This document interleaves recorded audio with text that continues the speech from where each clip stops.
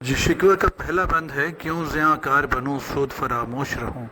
فکر فردا نہ کروں محو غم دوش رہوں، نالے بلبل کے سنوں اور ہمہ تن گوش رہوں، ہم نوا میں بھی کوئی گل ہوں کہ خاموش رہوں، جرت آموز میری تاب سخن ہے مجھ کو، شکوہ اللہ سے خاکم بدہن ہے مجھ کو۔ پہلا مصرعے میں علامہ اقبال کہتے ہیں کہ میں ایسا شخص کیوں بنا رہوں جو محض اپنا نقصان کرتا رہے اور جسے اپنے فائدے کی فکر ہی نہ ہو، جو اپنے فائدے کو بھلائے بیٹھا ہو۔ میں ایسا شخص کیوں بنوں جسے مستقبل کے حوالے سے کوئی فکر نہ ہو، مستقبل کا کوئی خیال ہی نہ ہو، اور ہمیشہ سے ماضی کے غم میں ڈوبا رہے، یا ماضی میں جو کوتاہیاں ہوئی ہیں، لغزشیں ہوئی ہیں، ان کے غم میں ڈوبا رہے۔ میں نالے بلبل کے سنوں اور ہمہ تن گوش رہوں۔ ایسا کیسے ممکن ہے کہ میں بلبل کی آہو فریاد سنتا رہوں؟ یا بلبل سے مراد مسلمانان عالم ہیں، اس ساری دنیا کے مسلمان، تو وہ کہتے ہیں کہ میں نالے بلبل کے سنوں، ان مسلمانوں کی آہو فریاد سنتا رہوں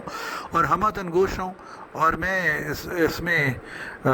یکسو ہوں کہ محض وہی سنتا رہوں۔ اپنے ہمہ تن گوش کا مطلب یہ ہے کہ پورا جسم ایک کان بن کے اسے سنتا رہے، یعنی پوری یکسوئی کے ساتھ ان نالوں کو سنتا ہی رہوں۔ ہم نوا میں بھی کوئی گل ہوں کہ خاموش رہوں۔ اے میرے جیسی آواز میں بات کرنے والے، اے میرے ہم سخن، اے میرے جیسی آواز میں گفتگو کرنے والے، یہ تو بتا کہ میں کوئی گل ہوں، میں کوئی جمادات میں سے ہوں یا نباتات میں سے ہوں کہ میں بھی خاموشی سے بس یہ نالے سنتا رہوں؟ جیسے پھول بلبل کی آہوزاری کو سنتا رہتا ہے، میں محض وہ آہوزاری سنتا ہی رہوں۔ جرت آموز میری تاب سخن ہے مجھ کو، میری تاب سخن، میری بات کرنے کی صلاحیت مجھے یہ جرت سکھاتی ہے، ایسی جرت دیتی ہے کہ کس قدر جرت دیتی ہے کہ شکوہ اللہ سے خاکم بدہن ہے مجھ کو، کہ میں شکوہ کروں، کہ میں گلہ کروں، اور میرے منہ میں خاک اس مرتبہ جو گلہ ہے مجھے میرے خدا سے ہے، میرے اللہ سے ہے۔ جی، تو اس میں علامہ اقبال یہ کہتے ہیں کہ میں کوئی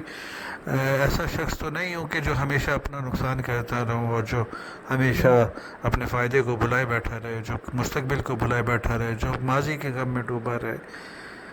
میں کوئی پھول بھی نہیں ہوں کہ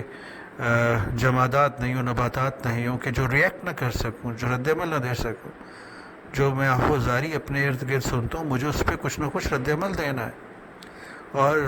یہ چونکہ رد عمل میرے اندر موجود ہے اور میری تاب سخن، میری بات کرنے کی صلاحیت مجھے یہ جرأت عطا کرتی ہے